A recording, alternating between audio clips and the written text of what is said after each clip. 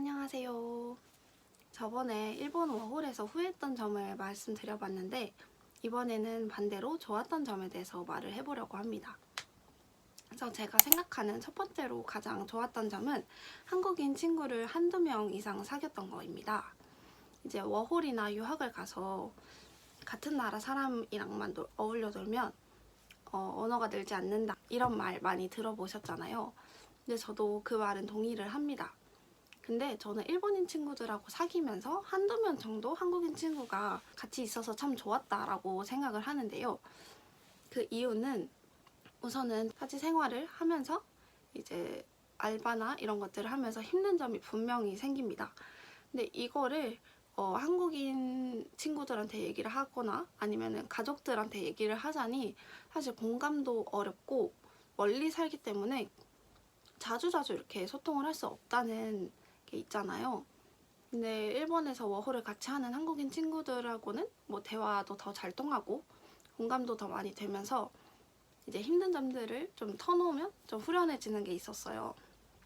그래서 이제 보통 번화가에서 알바를 하게 되면 반드시 한국인 알바생이 있거든요, 요즘은. 제가 갔을 때도 되게 많았고 요즘은 아마 더 늘어났을 거라고 생각을 합니다. 그래서 뭐 굳이 한국인 친구랑 놀려고 할 필요는 없지만 친해지지 않으려고 노력할 이유도 없으니까 만약에 알바에 한국인 친구가 있다면 친해질 수 있다면 좋은 기회가 되지 않을까? 라고 생각을 합니다. 저는 애초부터 갈 때 한국인 친구랑 같이 가서 같이 살았고 그리고 알바를 하면서도 저희 가게에는 한국인이 진짜 많았거든요. 그래서 그 중에서 저랑 동갑이었던 친구랑 친해지면서 되게 뭐 많이 놀러 다니기도 하고 그랬어요. 그리고 사실은 일본인 친구랑은 이제 엄청 오랫동안 친구한 게 아니기 때문에 같이 여행을 간다든지 뭔가 이런 식으로 1박 이상 같이 하기는 조금 그 정도로 친해지지는 못하거든요. 뭐 그 정도로 친해질 수도 있지만 사실 1년이 안 되는 기간 안에 여행을 갈 정도로 친해지기는 정말 어렵다고 생각을 해요. 근데 워홀 중간중간에 여행을 갔다 오는 게 정말 약간 워홀의 장점이 아닐까. 유학과는 조금 다르게 학교라는 프레임이 없기 때문에 뭐 알바는 언제든지 쉴 수 있기 때문에 그래서 중간중간 여행을 가는 게 진짜 재밌었다고 생각을 하는데 그때도 한국인 친구랑 가면 조금 더 재밌고 뭔가 좀 더 편한 느낌이 있거든요. 일본인 친구들도 너무너무 좋지만 같이 여행을 갈 수 없었어서 저는 한국인 친구를 한두 명 정도 사귀는 거는 정말 좋다고 생각합니다. 두 번째로 말해볼 거는 일본 워홀을 떠나기 전에 조금 전에 헬로우톡이나 뭐 타 어플을 통해서 이제 일본인 친구들과 채팅을 좀 해보는 걸 추천을 드리는데요. 일단은 친구 사귀는 것도 목적이 있지만 이제 채팅을 통해서 이 일본어 타자에 익숙해지는 것도 중요하다고 생각을 합니다. 그래서 저는 처음 헬로우톡을 했을 때는 타자도 진짜 느리고 애초에 제가 할 말을 직접 생각해서 적지 못하고 항상 번역기를 사용해서 적었었거든요.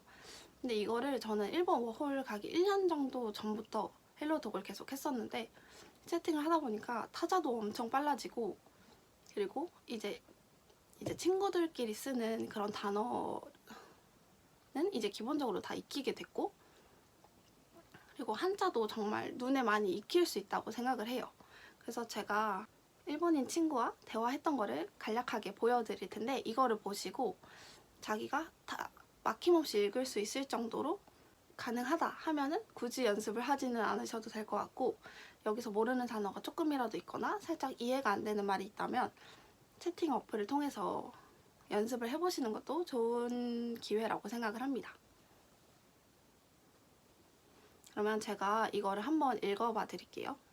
誕生日おめでとう。優しくていつも笑ってくれるチェウォンとお友達になれてとっても嬉しいよ。しかも日本語も読めて書けて話してすごいなと思っているよ。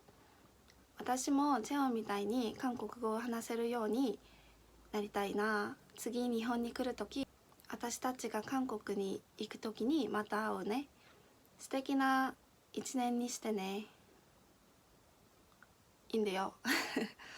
요약을 하자면 제 생일날에 생일 축하해 언제나 친절하고 웃어주는 저와 친구를 하게 돼서 기쁘다. 그리고 일본어도 읽을 수 있고 쓸 수 있고 말할 수 있어서 정말 대단하다고 생각한다. 자기도 저처럼 한국어를 잘 할 수 있도록 되고 싶다. 그리고 다음에 일본에 올 때 혹은 자기가 한국에 갈 때 또 만나자. 멋진 한 해 보내 이런 뜻인데요. 여기에서 사실 어려운 한자는 없다고 생각을 하거든요.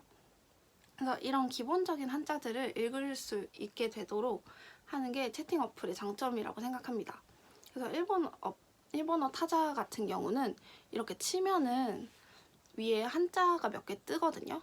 그래서 그 중에서 사실 앞에 있는 한자가 가장 맞을 가능성이 높은데 고를 수 있게 되는 것도 있고 그 한자가 되게 눈에 엄청 익거든요. 그래서 그런 장점이 있기 때문에 채팅 어플을 반드시 사용해보는 것도 되게 중요한 것 같고 일본어를 많이 늘 수 있어요.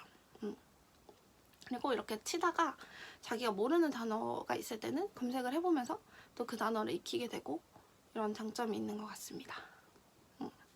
그리고 다른 것도 한번 읽어볼게요. 이거 한번 읽어보도록 하겠습니다. 今日は素敵な時間をありがとう。チェオンに会えてとっても嬉しかったよ。バーベキューも美味しかったね。可愛すぎるパジャマのプレゼントまでありがとね。残りの日本も楽しんでね。気をつけて帰ってね。また会えるの楽しみにしてるよ. 인데요. 오늘 좋은 시간 보내서 고마워. 만나서 좋았어. 바베큐도 맛있었어. 그리고 귀여운 파자마 선물 고마워. 남은 일본도 즐겁게 보내. 그리고 조심해서 돌아가. 또 만나는 거 기대하고 있을게 라는 뜻입니다. 이것도 마찬가지로 어려운 한자는 단 하나도 없고 그래서 여기 있는 거를 다 읽을 수 있을 정도가 되면 이제 워홀 가서 일본인 친구들과는 이제 막힘없이 라인이나 인스타 DM 같은 걸 할 수 있지 않을까 라고 생각을 합니다. 만나서 말하는 거보다는 채팅 어플을 통해서 하는 것이 더 쉽잖아요. 그래서 연습을 해보면 일본어 단어도 많이 익히고 한자도 눈에 들어오고 좋은 기회가 아닐까라고 생각을 합니다. 첫 번째로는 옷을 조금 가져가는 것을 추천을 드려요. 저는 2월 달에 떠났기 때문에 그때 겨울이었는데 겨울옷 그리고 여름옷 포함해서 딱 캐리어 2개를 가져갔습니다. 28인치 하나, 24인치 하나 이렇게 가져갔었는데 여기에는 옷뿐만 아니라 생필품도 조금 가져갔었고 수건이라던가 아니면 뭐 신발이라던가 이런 거를 가져갔었고 그리고 저는 택배를 하나도 안 보냈어요. 중간에 가져오려 오지도 않았고 그래서 저는 엄청 조금 가져갔다고 생각을 하는데 이게 왜 조금 가져가면 좋으냐면 가서 옷을 꼭 사게 됩니다. 그래서 짐이 엄청나게 늘어나게 되는데 처음부터 많이 가져가게 돼버리면 사실 들고 올 때 정말 힘들어요. 저는 캐리어 2개를 가지고 갔는데 돌아올 때는 캐리어 2개에다가 일본 우체국에서 가장 큰 박스로 4박스를 이제 택배로 보냈거든요. 근데 돈도 많이 들고 이제 들고 올 때도 너무너무 힘들었어서 여러분들은 처음부터 저처럼 조금만 가져가시고 가서 옷도 조금만 사시는 것을 추천을 드립니다. 저는 좀 쓸데없이 옷을 많이 샀던 것 같아요.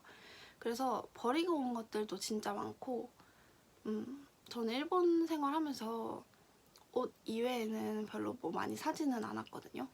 그런데도 불구하고 4박스나 보냈기 때문에 여러분들도 조금만 가져가시고 조금만 사시는 것을 추천을 드릴게요.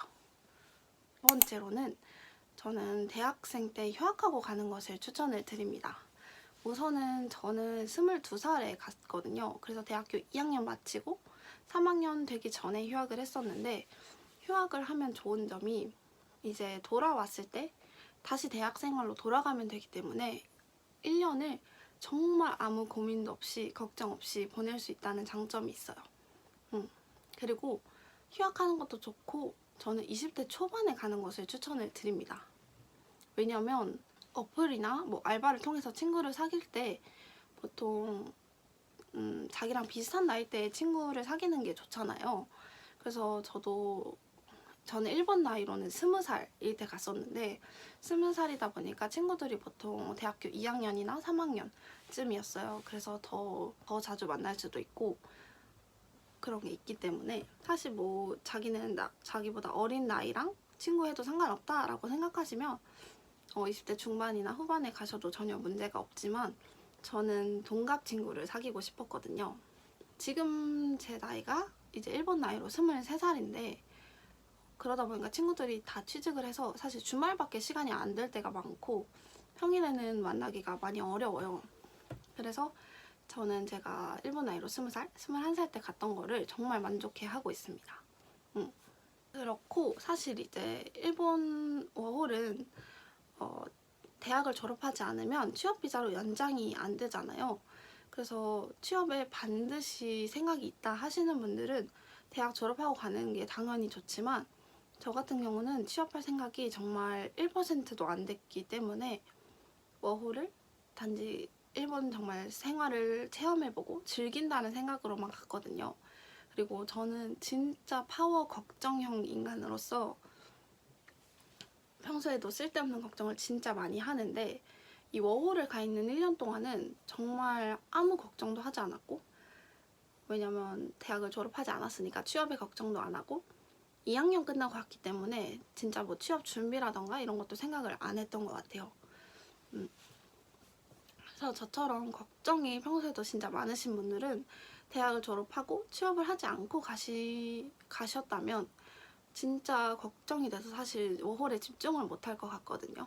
그래서 저처럼 워홀을 걱정 없이 정말 즐기고 싶다라고 생각하시면 20대 초반에 가시는 것을 추천을 드리겠습니다. 네, 여기까지이고요. 또 궁금하신 점이 있으시면 제가 기억나는 선에서 말을 해보도록 하겠습니다.